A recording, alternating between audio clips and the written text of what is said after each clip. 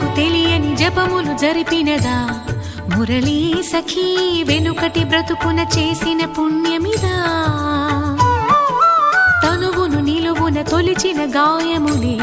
తన జన్మకి తరగని వరముల సిరులని తలచినదా